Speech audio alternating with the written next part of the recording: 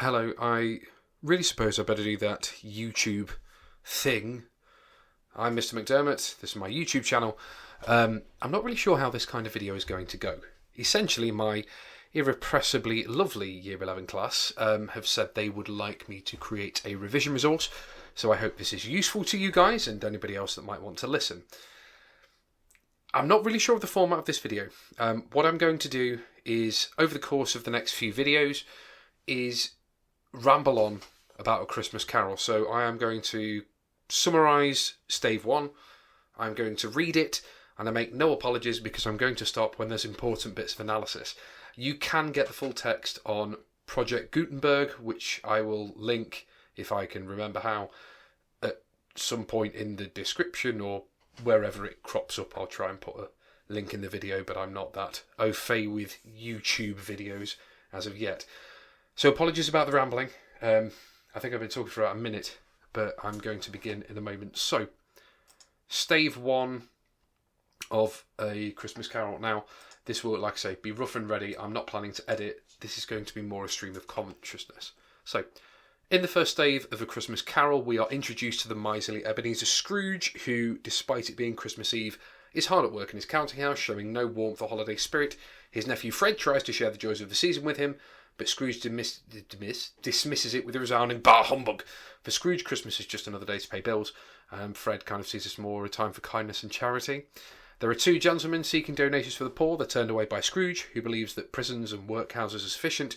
Even a Christmas caroller is chased away from his door because Scrooge is an irrepressible dick. Please don't write that in an essay.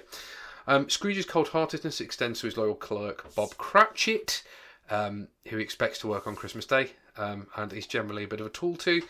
As the evening goes on, Scrooge encounters strange and eerie occurrences, seeing his deceased partner Jacob Marley's face in a door knocker, hearing strange sounds, seeing ghostly apparitions. Even when it transpires that Marley's ghost turns up to see him bound in chains made of essentially money boxes and things.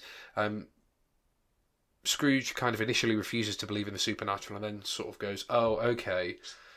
Marley's ghost reveals that he is condemned to wander the afterlife because of his greed and neglect of humanity and life, and he warns Scrooge that three spirits will visit him over the next few nights in an attempt to save him from a similar fate. After Marley's departure, Scrooge kind of sees these other spirits outside of his window, and he eventually goes to sleep dreading the encounters to come.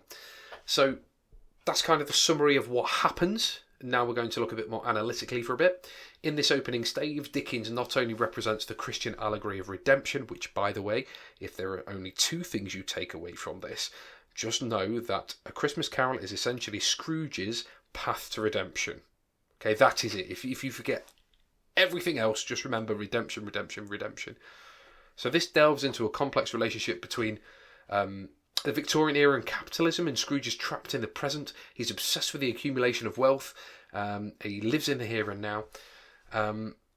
If we look at Fred, on the other hand, he's the antithesis or juxtaposition or opposite to Scrooge, who views Christmas as a departure from this relentless pursuit of money and actually opening up to people and being kind and decent just for this one day of the year. Scrooge's temporal, i.e. time problem, lies in his inability to embrace a more humane version of the present and to integrate both the past, present and future into this redemptive vision of humanity. His request for all three spirits to arrive at once shows this idea, and also that he kind of wants to get things over and done with, doesn't want to face up to what he's done. In summary, the first stave shows us the miserly Scrooge, sets the stage for his transformation, redemption, don't forget that, and explores the interplay between what's moral, what's immoral, and the role that greed has to play in our society, because above all, Dickens is writing this as a warning, essentially. Right, so now I'm going to start reading the chapter. So Stave 1, stave of course another word for chapter, more commonly used in music, so you've kind of got these staves, this kind of musical connotation all the way throughout it, sort of all these harmonious elements coming together. Anyway, as I read, like I say, I'm going to do various pauses as we go through, so I hope you've got a pen and paper and you're following along with the text at home. So, Marley was dead to begin with. There is no doubt whatever about that. The register of his burial was signed by the clergyman, the clerk, the undertaker, and the chief mourner. Scrooge signed it, and Scrooge's name was good upon change for anything he chose to put his hand to. Old Marley was dead as a doornail. See, we get that repetition there. We're really making it obvious that Marley is dead. It's very, very important we understand that. Mind, I don't mean to say that I know of my own knowledge what there is particularly dead about a doornail. I might have been inclined myself to regard a coffin nail as the deadest piece of ironmongery in the trade, but the wisdom of our ancestors is in this simile, and my unhallowed hands shall not disturb it, or the country's done for. You will, therefore, permit me to repeat emphatically that Marley was dead as a doornail. Scrooge knew he was dead. Of course he did. How could it be otherwise? Scrooge and he were partners for I don't know how many years. Scrooge was his sole executor, his sole administrator, his sole assign, his sole residuary legatee, his sole friend, and sole mourner. And even Scrooge was not so dreadfully cut up by the sad event, but that he was an excellent man of business. On the very day of the funeral he solemnised it with an undoubted bargain. So here, notice that repetition of soul, soul, soul. Soul, of course, being another word for only. So this idea that the only person that Marley encountered was Scrooge, and they were only business partners, and Scrooge isn't particularly bothered that he's dead. The mention of Marley's funeral brings me back to the point I started from. There is no doubt that Marley was dead. This must be distinctly understood, or nothing wonderful can come of the story I am to relate. If we were not perfectly convinced that Hamlet's father died before the play began, there would be no more remarkable in his taking a stroll at night in an easterly wind upon his own ramparts than there would be in any other middle-aged gentleman rashly turning out after dark in a breezy spot, say St. Paul's churchyard for instance, literally to astonish his son's weak mind. By the way, for those of you that don't know, in Hamlet goes for a walk at the beginning of the play. His father's dead and he sees the ghost. That's what it's alluding to here. So it's making that assumption that as a reader you would understand that. No, but he was a tight-fisted hand at the grindstone, Scrooge, a squeezing, wrenching, grasping, scraping, clutching, covetous old sinner, hard and sharp as a flint from which no steel had ever struck out a generous fire. Notice that as well, fire here. We get these allusions to fire all the way through, saying that here we've got even this tiny spark of a fire cannot be started with Scrooge. Okay, bear that in mind. This will be symbolic throughout the rest of the text. Secret and self-contained, solitary as an oyster. The cold within him froze, and his old features nipped, his pointed nose shrivelled his cheek, stiffened his gait, made his eyes red, his thin lips blue, and spoke out shrewdly in his grating voice. A frosty rime was on his head, and on his eyebrows and his wiry chin. He carried his own low temperature always about with him. He iced his office in the dog days, and didn't thaw it 1 degree at Christmas. External heat and cold had little influence on Scrooge. No warmth could warm, no wintry weather chill him. No wind that blew was bitterer than he. No falling snow was more intent upon its purpose, no pelting rain less open to entreaty. Foul weather didn't know where to have him. The heaviest rain and snow and hail and sleet could boast of the advantage over him in only one respect. They often came down handsomely, and Scrooge never did. This is really interesting, this next paragraph. I really want you to focus and think about the aspect that Scrooge is so alone, the repetition of no, the idea that people are avoiding him at all costs, so just even dogs. Nobody ever stopped him in the street to say with gladsome looks, "My dear Scrooge, how are you? When will you come to see me?" No beggars implored him to bestow a trifle. No children asked him what it was o'clock. No man or woman ever once in all life inquired the way to such and such a place of Scrooge. Even the blind man's dog appeared to know him, and when they saw him coming on, would tug their owners into doorways and up courts, and would wag their tails as though they said, "No eye at all is better than an evil eye, dark master." But what did Scrooge care? It was the very thing he liked, to edge his way along crowded paths of life, warning all human sympathy to keep its distance, was what the knowing ones called nuts to Scrooge. Once upon a time, of all the good days of the year, on Christmas Eve, old Scrooge sat busy in his counting house. It was cold, bleak, biting weather, foggy withal, and he could hear the people in the court outside go wheezing up and down, beating their hands upon their breasts, and stamping their feet upon the pavement stones to warm them. The city clocks had only just gone 3, but it was quite dark already. It had not been light all day, and the candles were flaring in the windows of the neighbouring offices, like ruddy smears upon the palpable brown air. The fog came pouring in at every chink and keyhole, and was so dense without that, although the court was of the narrowest, the houses opposite were mere phantoms. To see the dingy cloud come drooping down, obscuring everything, one might have thought that nature lived hard by and was brewing on a large scale. The door of Scrooge's counting house was open, that he might keep his eye upon his clerk. He was in a dismal little cell, a sort of tank, was copying letters. Scrooge had a very small fire. Ah, see, symbolic fire, small, no warmth, no heat, no help. But the clerk's fire was so much smaller that it looked like one coal. But he couldn't replenish it, for Scrooge kept the coal box in his own room, and so surely as the clerk came in with the shovel, the master predicted that it would be necessary for them to part. Wherefore the clerk put on his white comforter and tried to warm himself at the candle, in which effort, not being a man of strong imagination, he failed. So this poor sod, trapped in this office, the only heat he can have is literally from this tiny candle, and he's clearly miserable, while Scrooge looks on at his misery, not caring. And suddenly we get the entrance of the antithesis to Scrooge. "A Merry Christmas, Uncle! God save you!" cried a cheerful voice. Excuse me. It was the voice of Scrooge's nephew, who came upon him so quickly that this was the first intimation he had of his approach. "Bah!" said Scrooge. "Humbug!" He had so heated himself with rapid walking in the fog and frost, this nephew of Scrooge's, that he was all in a glow. His face was ruddy and handsome, his eyes sparkled, and his breath smoked again. "Oh, Christmas, a humbug, Uncle!" said Scrooge's nephew. "You don't mean that, I am sure." "I do," said Scrooge. "Merry Christmas! What right have you to be merry? What reason have you to be merry? You're poor enough."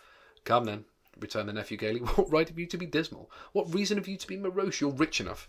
Scrooge, having no better answer ready on the spur of the moment, said "Bah!" again, and followed it up with "Humbug!" "Don't be cross, Uncle," said the nephew. So this guy is entreating to his uncle, has come to see his uncle, the person that everyone else avoids, to give the compliments of the season, and Scrooge is having none of it. You can see, even in the way they talk to one another, Fred is ready to spar with his uncle verbally to try and encourage him to get good out of him. He's not prepared to leave him alone. Anybody else would have just given up, but not Fred. "What else can I be," returned the uncle, "when I live in such a world of fools as this? Merry Christmas! Out upon a Merry Christmas! What's Christmas time to you but a time for paying bills without money, a time for finding yourself a year older and not an hour richer?" Notice everything Scrooge talks about, particularly in the beginning, is about profit and what he can get out of it, not an hour richer. "A time for balancing your books and having every item in 'em through a round dozen months presented dead against you. If I could work my will," said Scrooge indignantly. Now, I won't tell you to write much down, but I would write down this quotation. "Every idiot who goes about with a Merry Christmas on his lips should be boiled with his own pudding, and buried with a stake of holly through his heart. He should." Now, you see here, Scrooge is hyperbolizing, he's exaggerating the fact that he hates Christmas, but he hates it so vehemently, he even threatens death against those that have the audacity to say Merry Christmas. "Uncle," pleaded the nephew. "Nephew," returned the uncle sternly, "keep Christmas in your own way, and let me keep it in mine." "Keep it?" repeated Scrooge's nephew. "But you don't keep it." "Let me leave it alone, then," said Scrooge. "Much good may it do you. Much good has it ever done you." And here we go. We get Fred now. Again, notice antithesis of Scrooge, going against this idea of profit. Listen. "There are many things from which I might have derived good, by which I have not profited, I dare say," returned the nephew. "Christmas among the rest. But I am sure I have always thought of Christmas time, when it has come round, apart from the veneration due to its sacred name and origin, if anything belonging to it can be apart from that, as a good time." And this is where the human side of things come out. The positives are things that Scrooge really should aspire to be but doesn't at this point. A kind, forgiving, charitable, pleasant time. The only time I know of in the long calendar year when men and women seem by one consent to open their shut-up hearts freely and to think of other people below them as if they really were fellow passengers to the grave and not another race of creatures bound on other journeys. And therefore, Uncle, though it has never put a, quote for this one, scrap of gold or silver in my pocket, I believe it has done me good, and it will do me good, and I say God bless it. The clerk in the tank involuntarily applauded. Becoming immediately sensible of the impropriety, he poked the fire and extinguished the last frail spark forever. Poor Bob Cratchit. "Let me hear another sound from you," said Scrooge, "and you'll keep Christmas by losing your situation. You're a powerful speaker, sir," he added, turning to his nephew. "I wonder you don't go into Parliament." "Oh, don't be angry, Uncle. Come, dine with us tomorrow." Scrooge said that he would see him. Yes, indeed he did. He went the whole length of the expression and said that he would see him in the extremity first. "Why?" cried Scrooge's nephew. "Why?" "Why did you get married?" said Scrooge. "Because I fell in love." "Because you fell in love," growled Scrooge, as if that were the only thing in the world more ridiculous than a Merry Christmas. "Good afternoon." And of course this foreshadows that Scrooge has had something related to love go wrong, and as we all know, the relationship he has with Belle does collapse because of his idolatry of money, and we'll talk about that in later staves. "Nay, Uncle," But you never came to see me before that happened. Why give it as a reason for coming now? Good afternoon, said Scrooge. I want nothing from you. I ask nothing of you. Why cannot we be friends? Good afternoon, said Scrooge. I am sorry with all my heart to find you so resolute. We have never had any quarrel to which I have been a party. But I have made the trial an homage to Christmas, and I'll keep my Christmas humour to the last. So a Merry Christmas, Uncle. Good afternoon, says Scrooge. And a Happy New Year. I get the sense that Fred here is actually sort of twisting the screw a little bit, even though he's a good guy. Good afternoon, said Scrooge. His nephew left the room without an angry word, notwithstanding.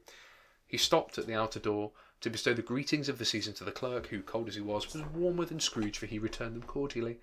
There's another fellow, muttered Scrooge, who overheard him. My clerk, 15 shillings a week, and a wife and family talking about a Merry Christmas. Retired to Bedlam.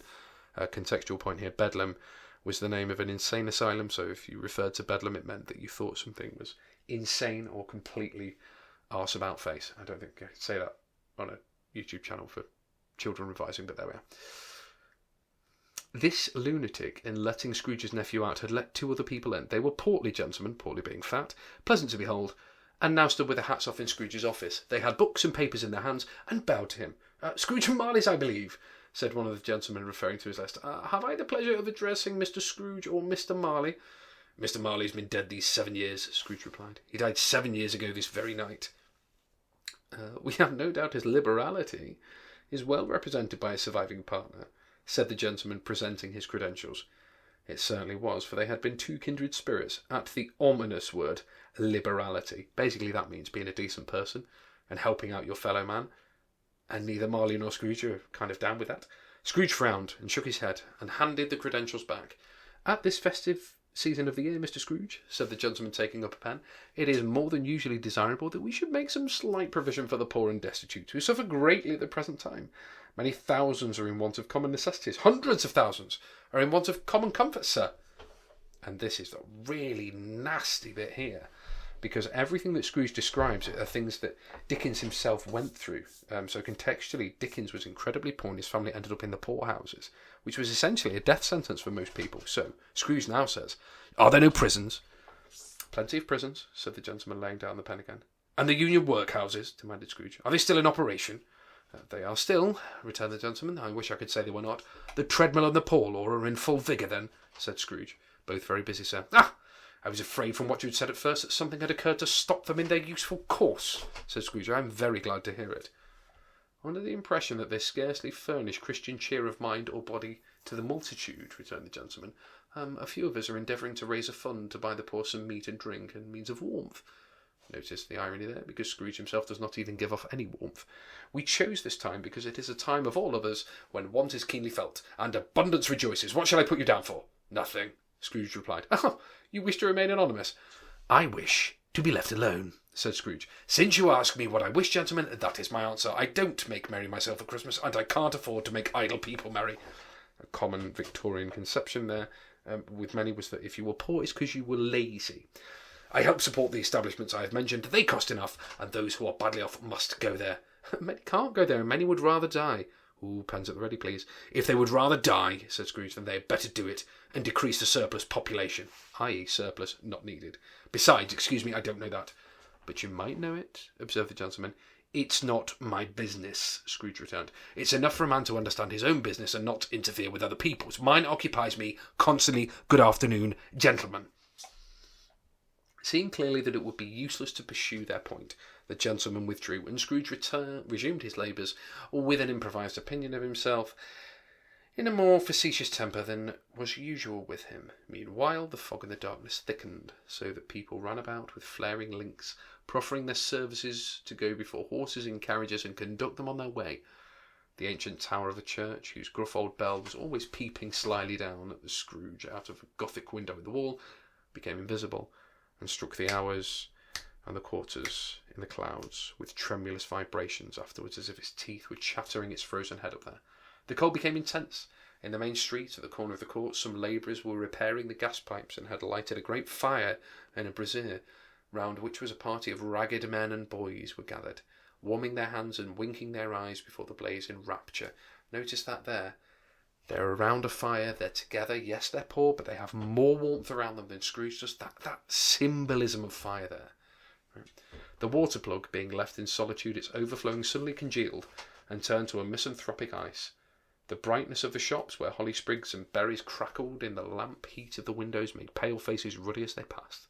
Poulterers' and grocers' trades became a splendid joke, a glorious pageant, with which it was next impossible to believe that such dull principles as bargain and sale had anything to do. The Lord Mayor, in the stronghold of the mighty mansion house, gave orders to his 50 cooks and butlers to keep Christmas as a Lord Mayor's household should. And even the little tailor who he had fined 5 shillings the previous Monday for being drunk and bloodthirsty in the streets stirred up tomorrow's pudding in his garret, while his lean wife and the baby sallied out to buy the beef. Foggier yet, and colder. Piercing, searching, biting cold. If the good St. Dunstan had but nipped the evil spirit's nose with a touch of such weather as that instead of using his familiar weapons, then indeed he would have roared to lusty purpose. The owner of one scant young nose, gnawed and mumbled by the hungry cold as bones are gnawed by dogs, stooped down at Scrooge's keyhole to regale him with a Christmas carol. But at the first sound of God bless ye merry gentlemen, may nothing you dismay, Scrooge seized the ruler with such energy of action that the singer fled in terror, leaving the keyhole to the fog and even more congenial frost. So this poor guy, is so hungry, it's talking about him hungry as bones gnawed by dogs, as this kind of beautiful kind of metaphor that there is want and need, and he's desperate, and it's failed. At length, the hour of shutting up the counting-house arrived. With an ill will, Scrooge dismounted from his stool, tacitly admitted the fact to the expectant clerk in the tank, who instantly snuffed his candle out and put on his hat. "You'll want the day tomorrow, I suppose," said Scrooge. "If it's quite convenient, sir." "It's not convenient," said Scrooge, "and it's not fair. If I was to stop £0.50 for it, you'd think yourself ill-used, I'll be bound." The clerk smiled faintly. "And yet," said Scrooge, "you don't think me ill-used when I pay a day's wages for no work, also known as a holiday." So Scrooge is so tight, he doesn't want to pay this guy for being off on Christmas. The clerk observed that it was once a year. A poor excuse for picking a man's pocket every 25th of December. Scrooge even likens it to him stealing. That's how much he resents it, said Scrooge, buttoning his greatcoat to his chin. "But I suppose you must have the whole day. Be here all the earlier the next morning." The clerk promised that he would, and Scrooge walked out with a growl. The office was closed in a twinkling, and the clerk, with the long ends of his white comforter dangling below his waist, for he boasted no greatcoat, so poor can't afford a coat, went on a slide down Cornhill at the end of the lane boys 20 times, in honour of it being Christmas Eve, and then ran home to Camden Town as hard as he could pelt to play at Blind Man's Buff. Scrooge took his melancholy dinner in his usual melancholy tavern. Repetition of that word, melancholy, everything's sad. This is Christmas Eve, and he's sad, it's awful, it's depressing. And having read all the newspapers and beguiled the rest of the evening with his banker's book, went home to bed. He lived in chambers which had once belonged to his deceased partner. And, surprise, surprise, listen to the description here, they were a gloomy suite of rooms in a lowering pile of building up a yard, where it had so little business to be that one could scarcely help fancying it must have run there when it was a young house, playing hide-and-seek with the other houses and forgotten its way out again. I love that image of this house being alive and being lost, poor thing. It was old enough now and dreary enough, for nobody lived in it but Scrooge, isolated, alone, away from people, you see.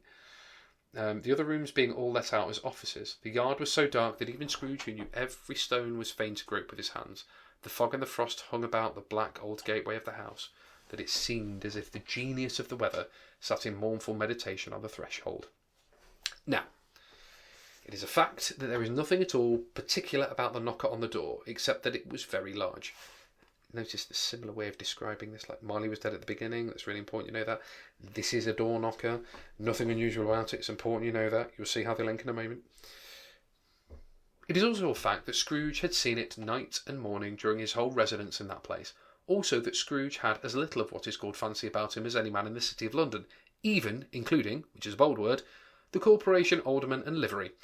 Let it also be borne in mind that Scrooge had not bestowed one thought on Marley since his last mention of his 7 years dead partner that afternoon, and then let any man explain to me, if he can, how it happened that Scrooge, having his key in the lock of the door, saw in the knocker with his Should we try that again? In the door, saw the knocker without its undergoing any intermediate process of change. Not a knocker, but Marley's face. Marley's face.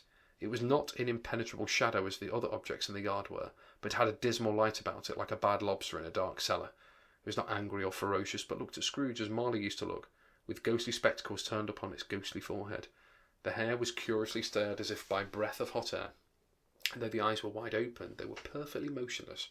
That, and its livid colour, made it horrible. But its horror seemed to be in spite of the face, and beyond its control rather than a part of its own expression. As Scrooge looked fixedly at this phenomenon, it was a knocker again. To say that he was not startled, or that his blood was not conscious of a terrible sensation which it had been a stranger from infancy, would be untrue. But he put his hand upon the key he had relinquished, turned it sturdily, walked in, and lighted the candle. He did pause with a moment's irresolution before he shut the door, and he did look cautiously behind it first, as if he half expected to be terrified with the sight of Marley's pigtail sticking out into the hall. There was nothing on the back of the door except the screws and nuts that held the knocker on, and so he said, "Pooh-pooh!" and closed it with a bang. The sound resounded through the house like thunder. Every room above and every cask in the wine merchant's cellars below appeared to have a separate peal of echoes of its own. Scrooge was not a man to be frightened by echoes. He fastened the door and walked across the hall and up the stairs slowly too, trimming the candle as he went. Now there's an irony here, because it says very specifically Scrooge was not a man to be frightened by echoes. Yet when he sees these spirits, past, present and future, they are echoes of the past, of the present and what will be. And they absolutely shake his world. And remember that key word, they lead to his redemption. So at this point, it's very subtly done, but it is done. You may talk vaguely about driving a coach and six up a good old flight of stairs, or through a bad young Act of Parliament, but I mean to say you might have got a hearse up the staircase and taken it broadwise, with the splinter bar towards the wall, and the door towards the balustrades, and it would be easy. There was plenty of width for that, and room to spare, which is perhaps the reason why Scrooge thought he saw a locomotive hearse going up before him in the gloom. Half a dozen gas lamps out of the street wouldn't have lighted the entry too well, so you may suppose it was pretty dark with Scrooge's dip. Up Scrooge went, not caring a button for that. Great quote here. Darkness is cheap, and Scrooge liked it. Oh, love it. But before he shut his heavy door, he walked through his rooms to see that all was right. He had just enough recollection of the face to desire to do that. So even though he's not affected by these echoes, what he thought he saw has changed his habits slightly. Again, foreshadowing that Scrooge can be changed. Sitting room, bedroom, lumber room, all as they should be. Nobody under the table, nobody under the sofa, a small fire in the grate. Those of you there should be a little diddle there, because small fire, again, symbolism of fire. Spoon and basin ready, and the little saucepan of gruel. Scrooge had a cold in his head upon the hob. Nobody under the bed, nobody in the closet, nobody in the dressing gown, which was hanging up in a suspicious attitude against the wall. Lumber room as usual, old fire guard, old shoes, 2 fish baskets, washing stand on 3 legs, and a poker. Quite satisfied, he closed his door and locked himself in. Double locked himself in, which was not his custom.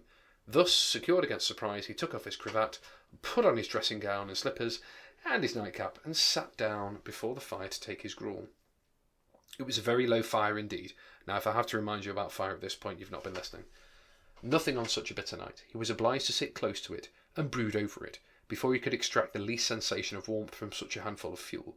The fireplace was an old one built by some Dutch merchant long ago, and paved all round with quaint Dutch tiles designed to illustrate the scriptures.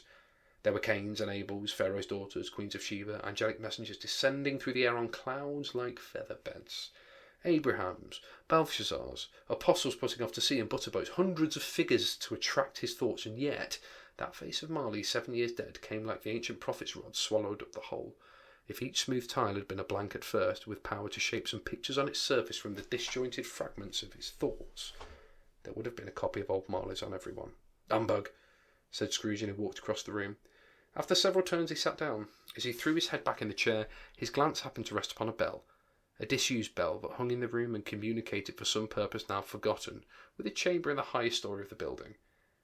It was with great astonishment and with a strange inexplicable dread that as he looked he saw the bell begin to swing.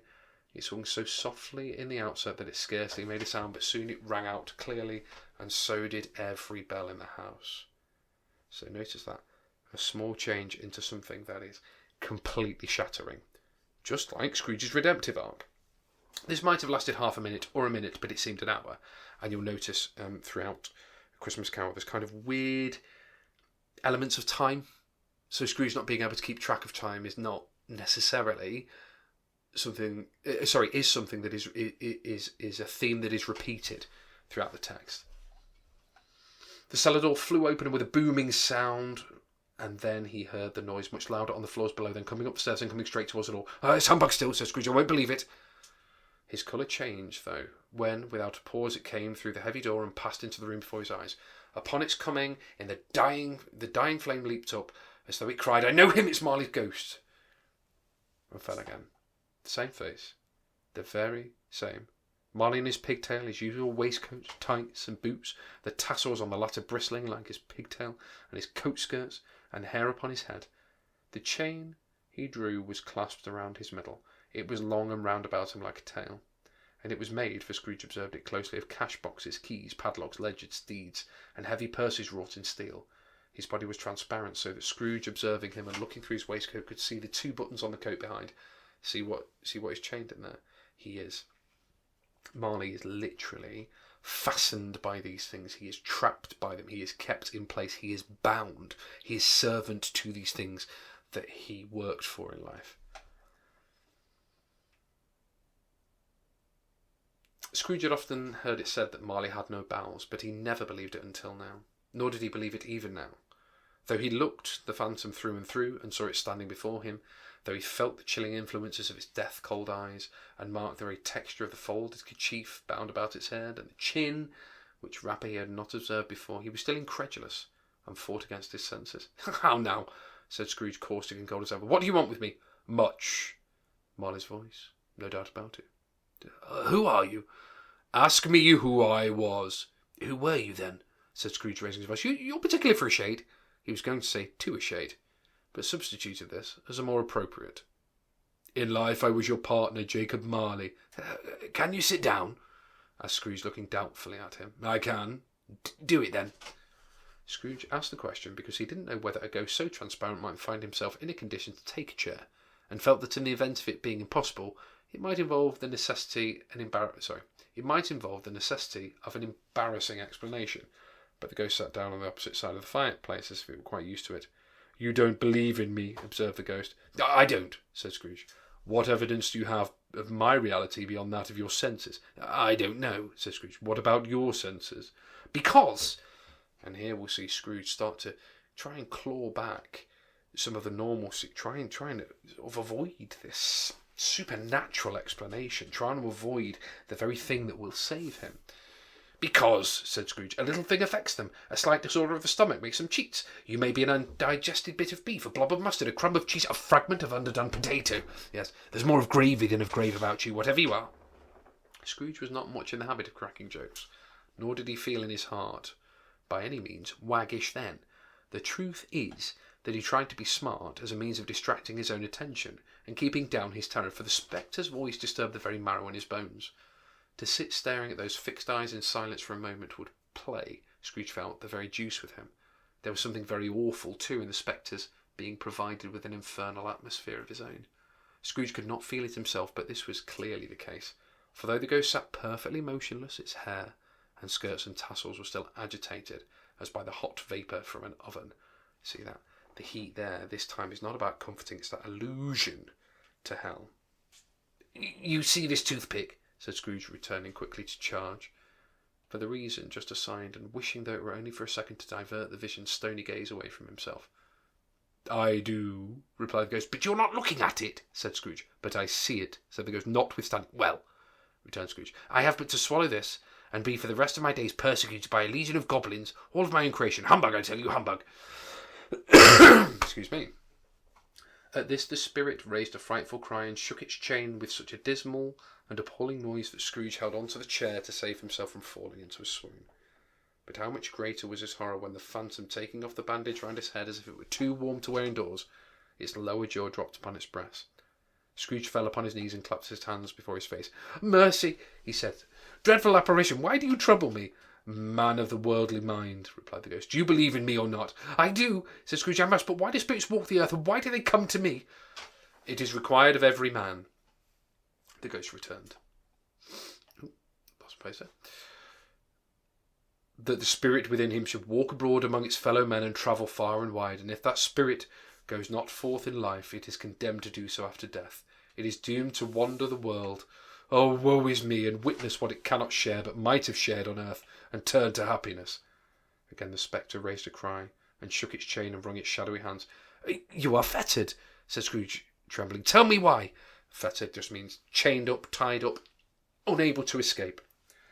I wear the chain I forged in life.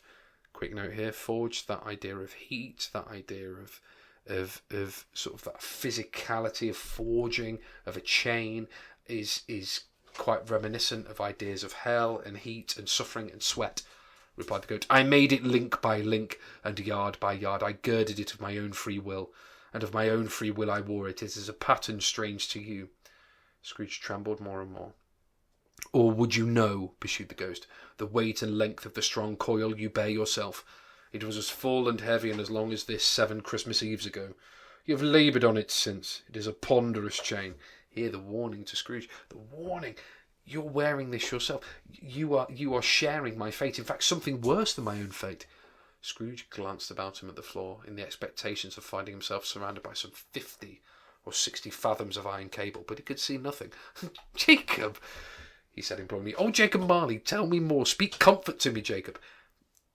He doesn't realise yet that actually Jacob is speaking comfort to him. He's giving him this opportunity that he never had. He's starting this redemptive arc. I have none to give, the ghost replied. It comes from other regions, Ebenezer Scrooge, and is conveyed by other ministers to other kinds of men. Nor can I tell you what I would. A very little more is all permitted to me. I cannot rest, I cannot stay, I cannot linger anywhere. My spirit never walked beyond our counting-house. Mark me. In life my spirit never roved beyond the narrow limits of our money-changing hull. And weary journeys lie before me now. Look at that, imagine that. Unable to rest at any point, he has been relentlessly walking around with this huge chain. And this is what Scrooge has to, I suppose, ironically look forward to. It was a habit with Scrooge, whenever he became thoughtful, to put his hands in his breeches pockets. Pondering on what the ghost had said, he did so now, but without lifting up his eyes or getting off his knees. You must have been very slow about it, Jacob, Scrooge observed in a business-like manner, though with humility and deference. Slow, the ghost repeated. 7 years dead, mused Scrooge, and travelling all the time. The whole time, said the ghost. No rest, no peace, incessant torture of remorse. You travel fast, said Scrooge. On the wings of the wind, replied the ghost. You might have got over a great quantity of ground in 7 years, said Scrooge. The ghost, on hearing this, set up another cry and clanked its chain so hideously in the dead silence of the night that the ward would have been justified in indicting it for a nuisance. One thing I want you to consider is the dichotomy and difference between Marley's ghost and the ghost of Christmas Yet to Come. The shouting, the chains, the rattling compared to the silence and terror of the final spectre. O captive, bound, double-ironed, cried the phantom, not to know that ages of incessant labour by immortal creatures for this earth must pass into eternity before the good of which is susceptible is all developed, not to know any Christian spirit working kindly in its little sphere, whatever it may be, will find its mortal life too short for vast means of usefulness, not to know that no space of regret can make amends for one's life's opportunities misused. Yet such was I, oh such was I. But you were always a good man of business, Jacob, faltered Scrooge, who was now beginning to apply himself. Notice that, the thing that he turns back to, the thing that he goes back to, business, money, profit.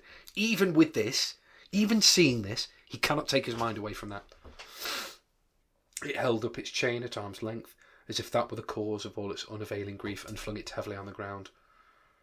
At this time of the rolling year, the spectre said, I suffer most. Why did I walk through crowds of fellow beings with my eyes turned down, never to raise them to that blessed star which led the wise men to a poor abode, were there no poor homes to which its light would have conducted me? Scrooge was very much dismayed to hear the spectre going on at this rate, and began to quake exceedingly. Hear me, cried the ghost, my time is nearly gone. I will, said Scrooge, but don't be hard upon me. Don't be flowery, Jacob, pray. How is it I appear before you in the shape that you can see? I may not tell. I have sat invisible beside you many a night and many a day. It was not an agreeable idea. Scrooge shivered and wiped the perspiration from his brow. That is no part of my penance," pursued the ghost. "I am here tonight to warn you that you have yet a chance and a hope of escaping my fate. A chance and hope of procuring Ebenezer." "You were a good friend to me," said Scrooge. "Thank ye." "You will be haunted," resumed the goose, "by 3 spirits." I think I said goose instead of ghost there. Interesting. Scrooge is kind of like, "Thanks, mate. I appreciate that. You've done your job." You can only kind of imagine the characterisation here where Scrooge's face must fall because he realises that actually this is merely the beginning. Scrooge's countenance fell almost as low as the ghost had done. "Is that the chance and hope you mentioned, Jacob?" he demanded in a faltering voice. "It is." I think I'd rather not," said Scrooge. "Without their visits," said the ghost, "you cannot hope to shun the path I tread. Expect the first tomorrow when the bell tolls 1.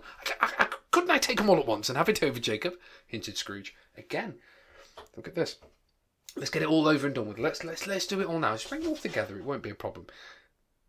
Whatever he does, his redemption at this point is, again, how can he efficiently get it over with? Not for what is good for him, but for what he can efficiently do. Again, that idea of business and efficacy and efficiency.